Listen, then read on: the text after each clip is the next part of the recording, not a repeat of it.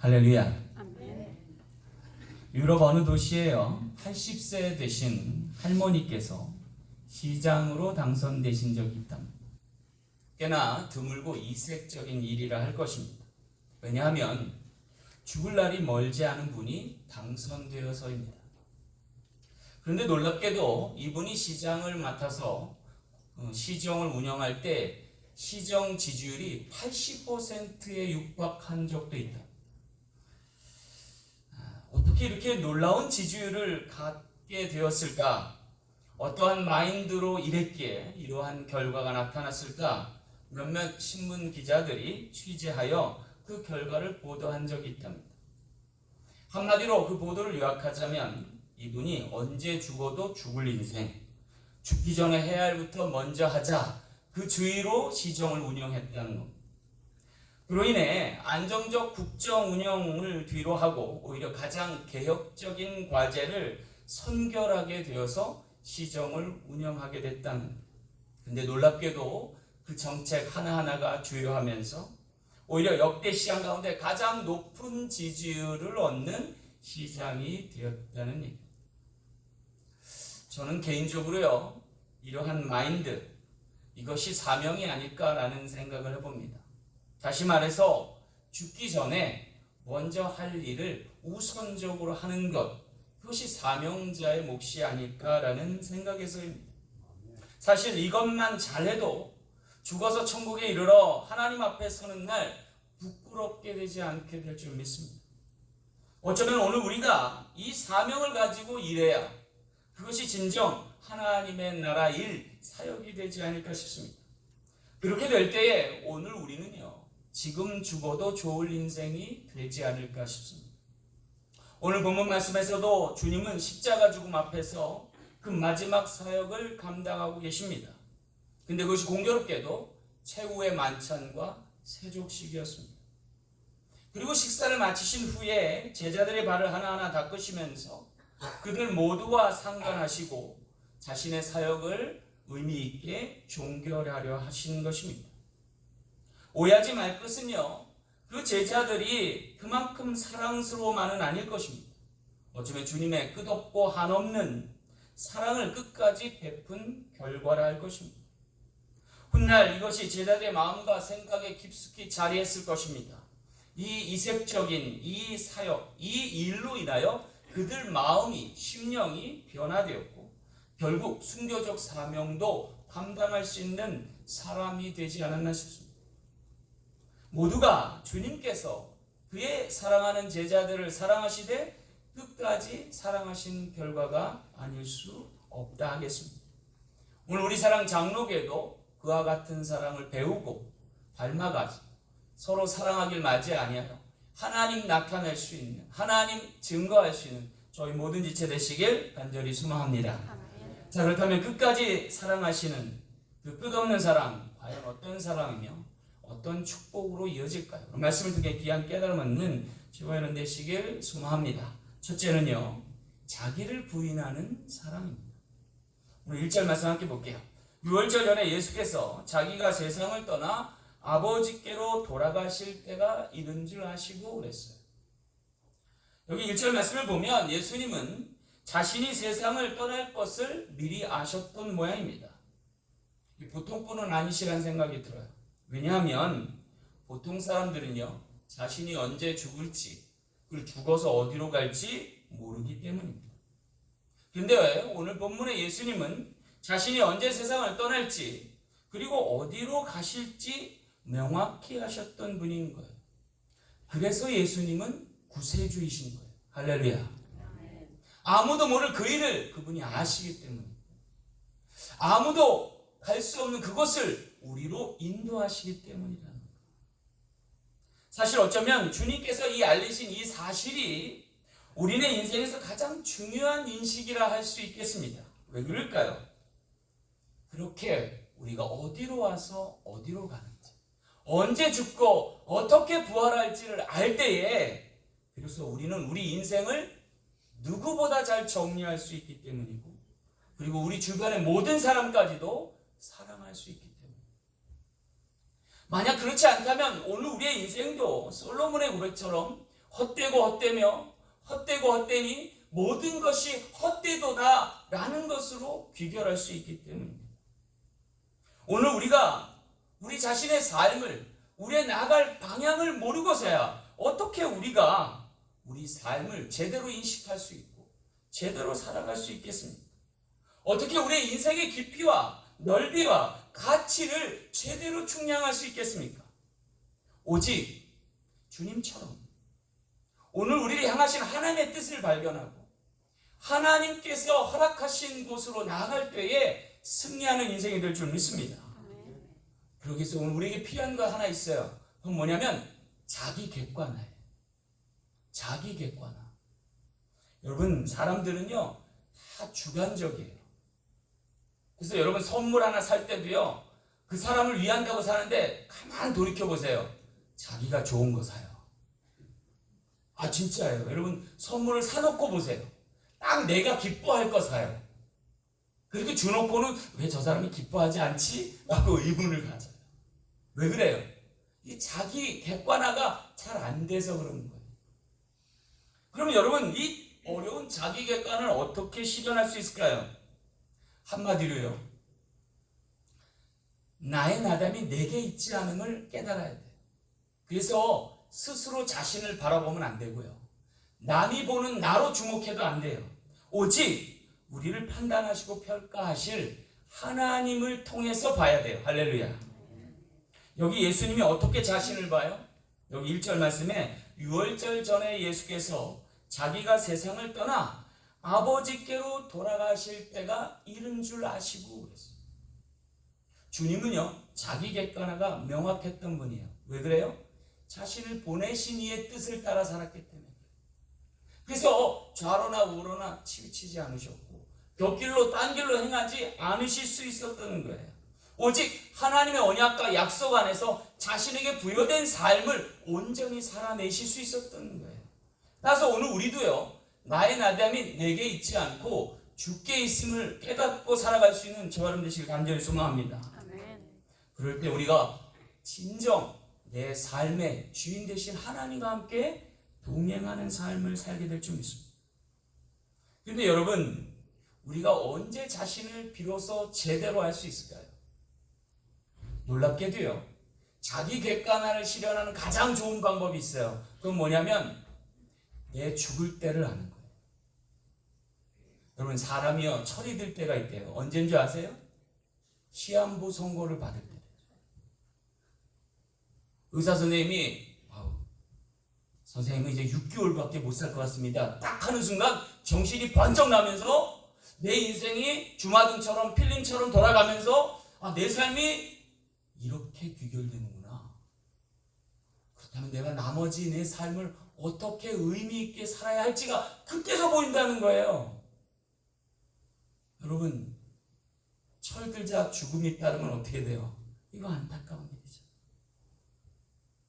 죽음이 가까워서야 제정신이 들면 안 되잖아요. 그럼 어떻게 살아야 돼요, 우리가? 우리의 인생을 주관하시는 하나님의 말씀 안에 그 언약 안에 살아야 될 줄 믿습니다. 그럴 때 내가 가는 길이 보이는 거예요. 내 삶이 결정되는 그러한 사실을 깨닫게 될 줄 믿습니다. 오늘 예수님의 경우 어떻게 해요?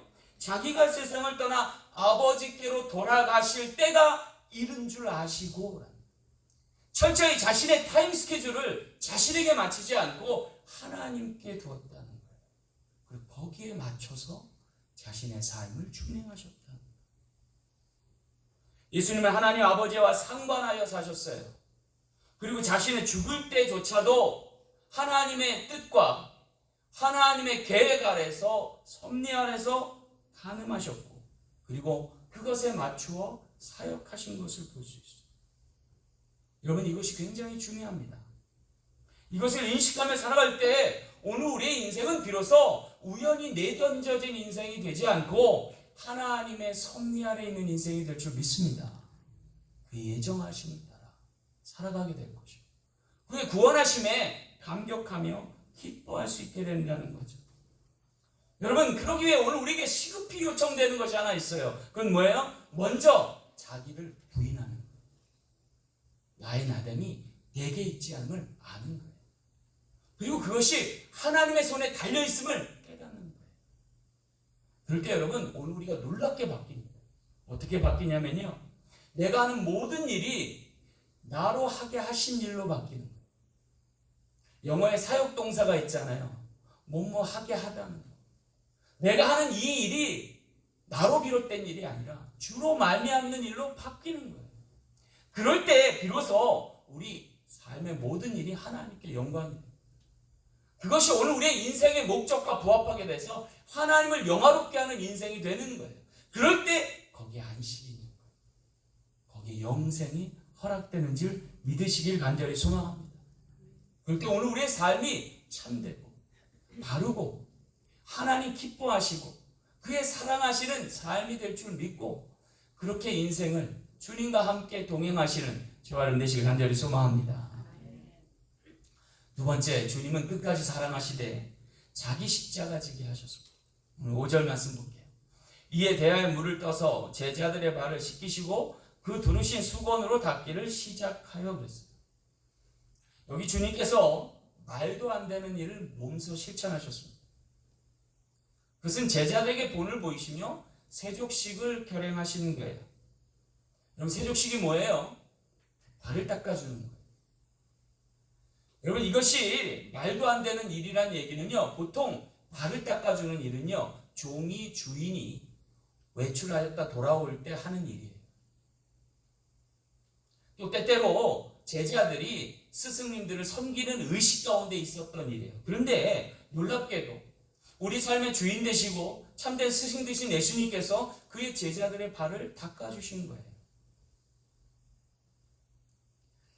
여러분, 왜 예수님은 말도 많고 탈도 많을 이 세족식을 결행하시면서 제자들의 발을 하나씩 하나씩 닦아주신 걸까요? 그것은 어쩌면 우리가 죽기 전에 끝까지 해야 될 일의 성격이 이와 같은 섬김에 있어서가 아닐까 싶습니다.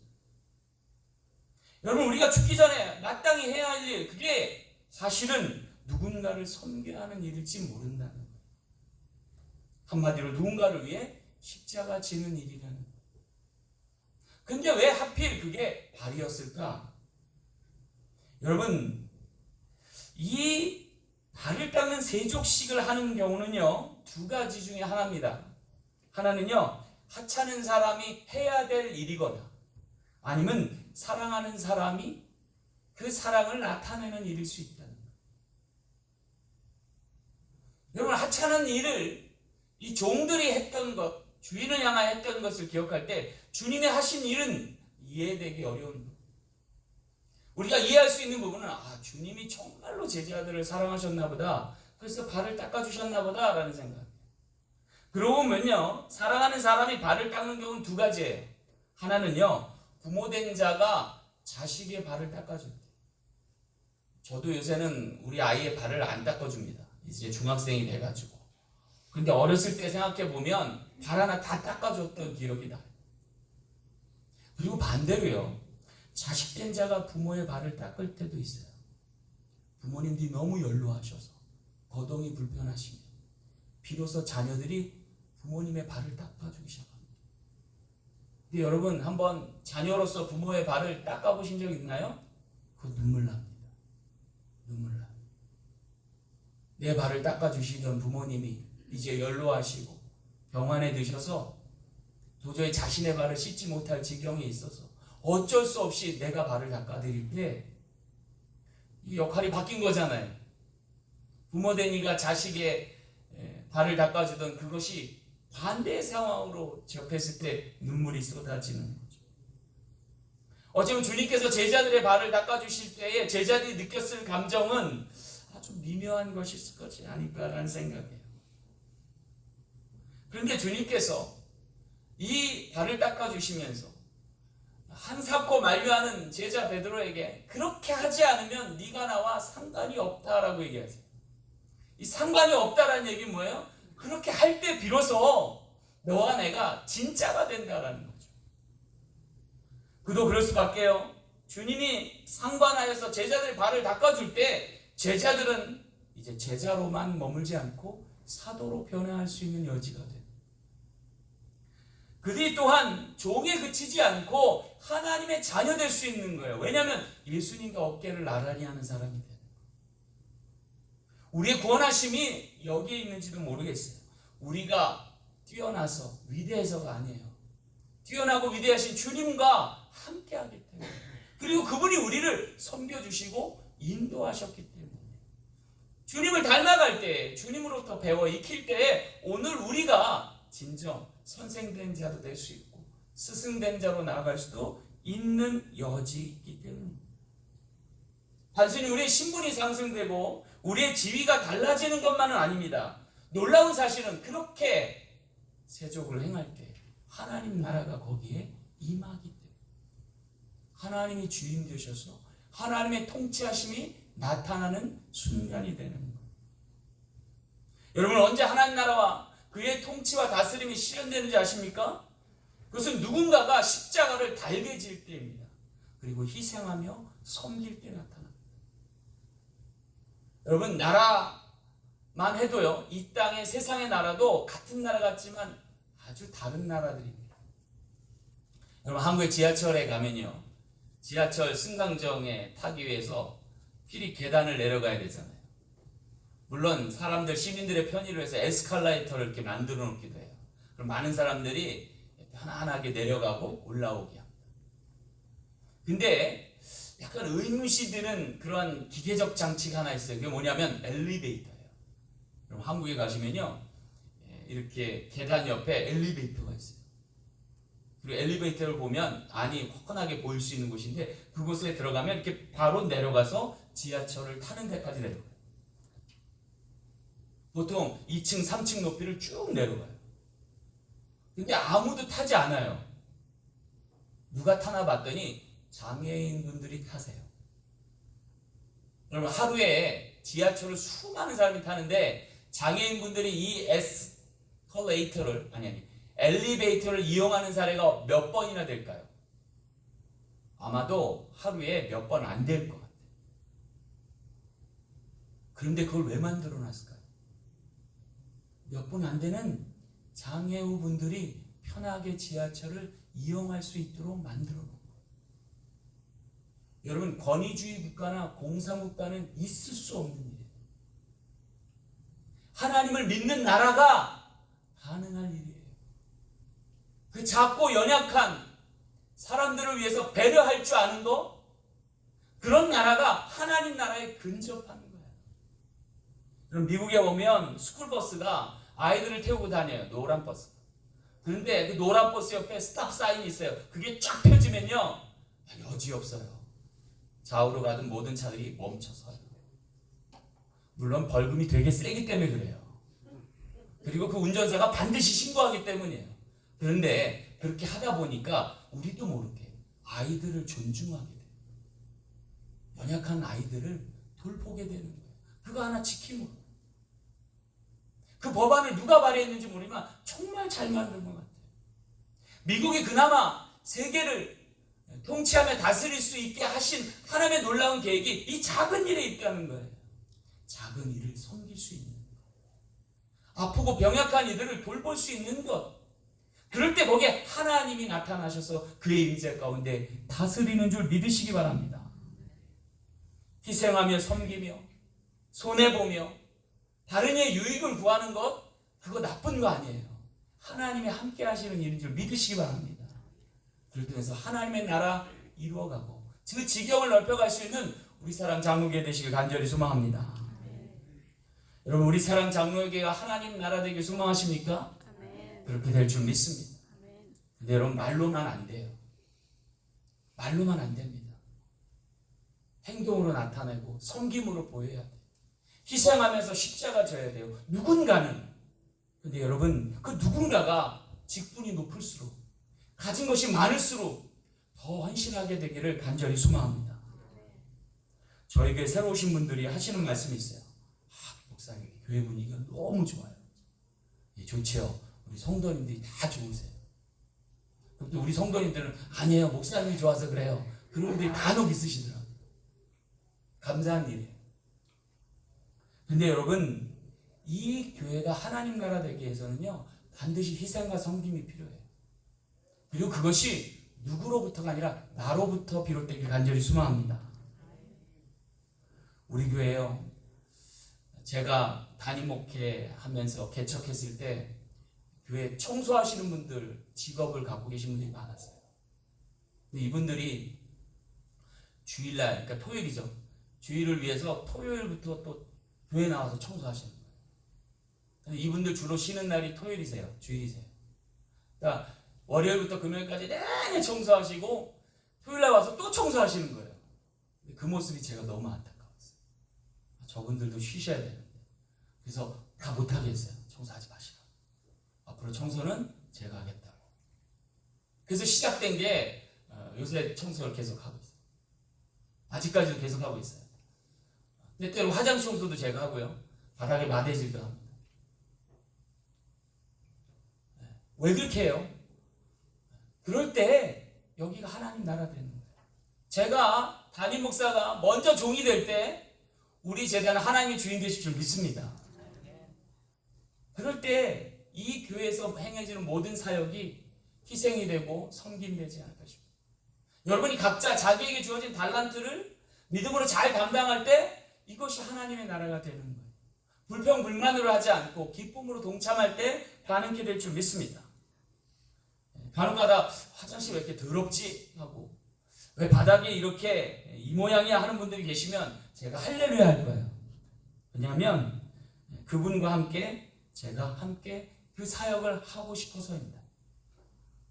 그러니까 여러분들이 함께 동참하지 않으면 이 하나님의 나라는 이루어질 수 없다라는 거예요. 적어도 남이 열심히 희생하고 섬기면 핀잔을 주지 말아야 돼요. 좀 부족함이 있을 수 있어도 내가 채워줘야지 하는 마음으로 하지 않으면 여긴 결단코 하나님의 나라가 될 수 없다는 거예요. 그런 의미에서 주님은 그 제자들에게 발을 닦아주시면서 그의 섬김을 나타내시면서 하나님 나라가 이와 같음을 이야기해주고 계셨다는 거예요. 주님의 소리 그들의 발에 닿아서 그들의 신체를 깨끗게 하실 때 그들의 거룩함의 표상이 온 세계 가운데 나타날 수 있듯이 주님이 섬겨주셨기 때문이라는 거예요. 그렇게 오늘 우리가 자기 십자가를 제대로 질 때 하나님의 나라가 임하신 줄 믿고 그렇게 주님을 따라서 행할 때에 오늘 이 몸된 제단이 하나님 나라 지경이 되기를 간절히 소망합니다. 마지막 하나님의 끝없는 사랑은 자신처럼 사랑하는 사랑입니다. 오늘 8절 말씀 볼게요. 내가 너를 씻어주지 아니하면 네가 나와 상관이 없느니라 그랬습니다. 여기 끝으로 예수께서 제자들의 발을 씻어주면서 제자들과 상관되어 있음을 나타내고 계십니다. 그런데 왜 하필 제자들의 발을 씻어주시는 걸까요? 그것은 어쩌면 이 발이 우리의 신체 중에 가장 낮은 곳에 위치해서일 것입니다. 그리고 온몸의 무게를 지탱하는 그리고 감당하는 그러한 곳이기 때문일지 모릅니다. 주목할 것은요, 머리 대신 예수께서 그 발의 수고를 외면하고 또 무시하지 않으셨다는 거예요. 오히려 가슴 깊이 인식하시고 머리 숙여 감사하시면서 그들 앞날의 수고와 헌신을 치하하려 하신 것이 아닐까 싶습니다. 다시 말해 머리 대신 예수께서 소외될 수 있는 지체, 그 발부터 자신의 일부로 여기시고 섬기시기 시작했다는 거예요. 여러분 사실 사도로 부르심을 받고 보내심을 받을 제자들에게 있어 가장 수고로울 부분을 찾는다면 그것이 그들의 발일 수 있다는 거예요.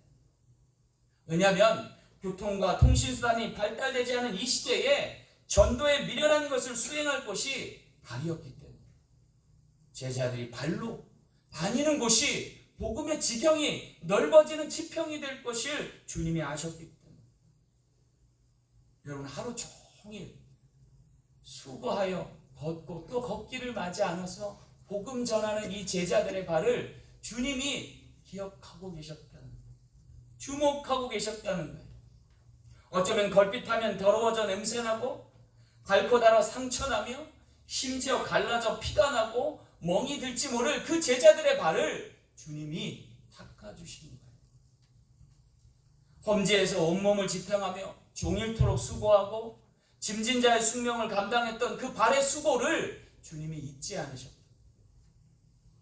그래서 그 발들을 직접 닦아주시면서 머리 대신 예수께서 그의 손과 발이 될 제자들의 몸을 닦아주신 것을 우리가 기억해야 한다는 것. 그렇게 될 때에 주님의 사랑은 단순한 동정도 아니고 연민도 아니고 일체된 하나님의 사랑임을 깨닫게 된다는 거죠. 그리고 발까지 낮아지며 발까지도 씻어주시는 그 스승의 사랑을 다시금 되새길 수 있게 된다는 거죠. 여러분, 제자들은요 항상 자신들이 누구보다 더 크다라고 하는 것을 즐겨 논쟁했다는 거예요. 근데 주님은 오히려 그런 제자들에게 오히려 더 낮은 사람, 더 수고하는 사람이 누구인지를 보여주시는 거예요. 예수님께서도 높은 산 변화산에 오르셨을 때에 3명의 제자만 데리고 가셨어요. 그러자 나머지 9명 제자가 산 밑에서 다투기 일쑤였어요. 그럴 때 간질병 걸린 아이 하나가 고쳐달라 했을 때 그들이 못 고쳤어요. 왜냐하면 그들의 마음이 교만해졌기 때문이다. 근데 그때에 변화산상에서 변형되시는 예수님을 보고 놀라움을 금치 못했던 베드로가 여기 초막 셋을 짓고 주님과 함께 살면 안 되겠습니까? 할 때 주님이 아니다, 내려가야겠다라고. 그리고 이 크다라는 것을 다툼했던 제자들 사이 가운데 오셔서 세족식을 결행하시는 거예요. 오히려 그들 밑으로 내려가셔서 그들의 발을 닦아주시며 섬기셨던 주님의 모습을 본을 통해 나타나신 거죠. 그때 제 베드로가 길길이 날듭니다. 주여, 주께서 어찌 내 발을 씻으시냐니까 내 발을 절대로 씻지 못하시리다 그래요. 그때 주님께서 이와 같이 하자면 내가 너와 상관이 없다 하시면서 끝까지 그의 발을 닦아주신 거죠. 세상적으로는 도저히 있을 수 없는 종이 주인을, 제자가 스승을 섬길 일을 주인 대신 주님께서, 스승 대신 주님께서 행하셨던 것입니다. 그로 인하여 더는 제자들이 서로를 향하여 욕할 수 없고 비난할 수 없게 된 것이죠. 오히려 서로가 사랑하게 마지 않는 주의 제자들이 된 것을 볼 수 있게 된 것입니다. 어쩌면 하찮은 사람도 연약한 사람도 돌볼 수 있는 진정한 사도들로 변하게 된 것이고 그들을 통하여 하나님 나라가 이 땅에 도래하고 실현되고 있음을 알게 하신 거죠. 어쩌면 진정한 자기개혁은 이처럼 내려앉는 것일지 몰라요. 더 낮은 곳에 임하여 주님의 높이실 때까지 기다릴 수 있는 심령 되길 간절히 소망합니다. 누가복음 14장 10절 말씀에 청함을 받았을 때 차라리 가서 끝자리에 앉으라. 그러면 너를 청한 자가 와서 너더러 버시어 올라 앉으라 하리니 그때야 함께 앉은 모든 사람 앞에서 영광이 있으리라 하셨습니다. 오늘 우리가 앉을 자리, 그곳에 주님이 곁에 와 계심을 잊지 않고 주님과 함께 일어설 수 있는 저와 여러분 되시길 간절히 소망합니다.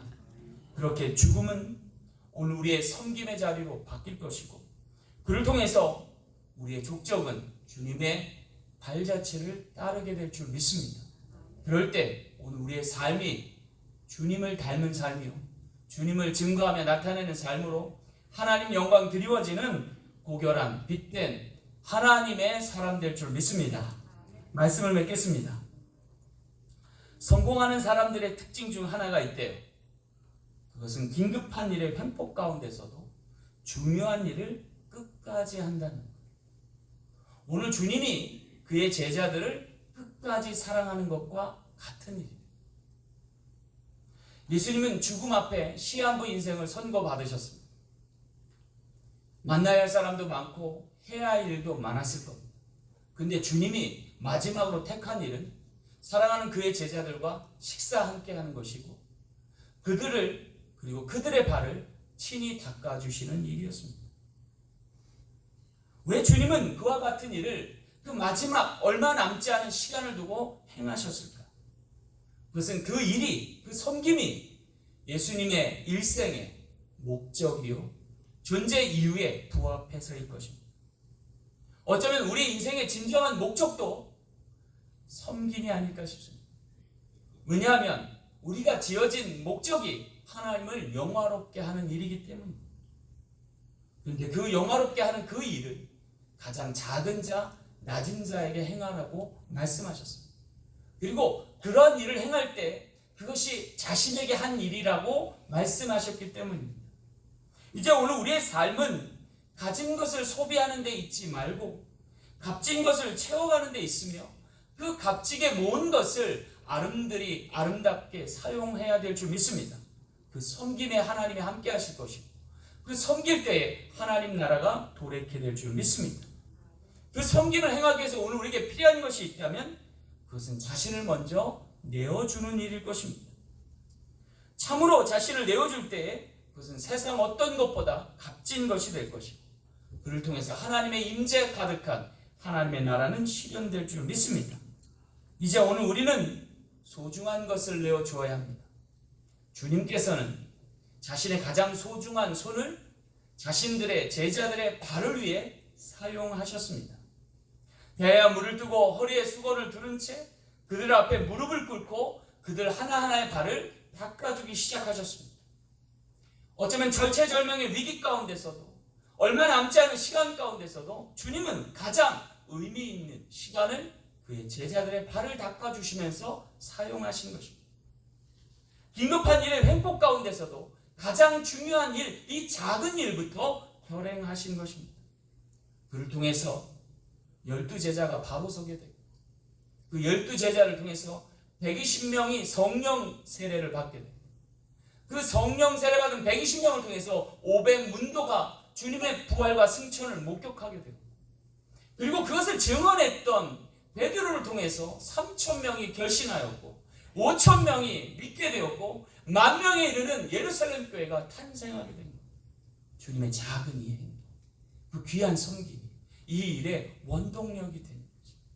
오늘 우리 사랑 장로교회 그와 같이 섬김을 맞이하는 귀한 직분자들 되시길 간절히 소망합니다. 여러분, 유태인들이 성인식 이제 어른이 된 가정에 선물을 할 때에 축의금을 한다고 해요. 그래서 어떤 이는 100불, 200불씩 이제 어른이 될 아이들에게 선물한다고 해요. 그 아이들이 그것을 받고 주식을 투자하고 세상에 눈뜨게 된다. 근데 여러분, 하나님의 나라는 오히려 반대입니다. 하나님의 나라는 오히려 주님이 자신을 내어줌으로 시작됩니다. 여기 세족식을 통해서 그 시작을 알리십니다. 자신이 제자들의 밑에서 들어가서 그의 토대가 되어주고 그들의 자양분이 되어질 때 하나님의 나라가 임재하고 오늘날에 이르게 된 줄 믿습니다. 오늘 저와 여러분의 수고가 많은 지체들의 견인하는 역할이 될 것이고 우리 다음 세대의 주역들이 성장하는 데 밑거름이 될 줄 믿습니다. 그 섬김을 주님이 기대하십니다. 오늘 우리가 수고로움을 마다하지 않고 믿음으로 강행할 때 우리 사랑 장로교회가 하나님 나라 지경이 될 줄 믿습니다. 그곳 가운데 우리 모든 지체가 함께 하나님을 찬양하며 기뻐할 수 있는 그런 날들을 소망하기를 간절히 축원합니다. 기도하겠습니다. 참 좋으신 아버지 하나님, 감사합니다. 하나님의 나라가 멀지 않음을 우리가 기억하면서 작은 섬김도 주와 함께 행할 수 있도록 도와주시옵소서. 하나님이 우리와 함께 하심을 증거하며 나타낼 수 있도록 그의 사랑으로 변화될 수 있는 우리 모두가 되도록 이끌어 주시되 오늘 말씀처럼 한 주를 승리할 수 있는 귀한 지체 되게 하여 주옵소서. 감사드리며 거룩하신 예수님 이름으로 간절히 축복하며 기도하옵나이다. 아멘.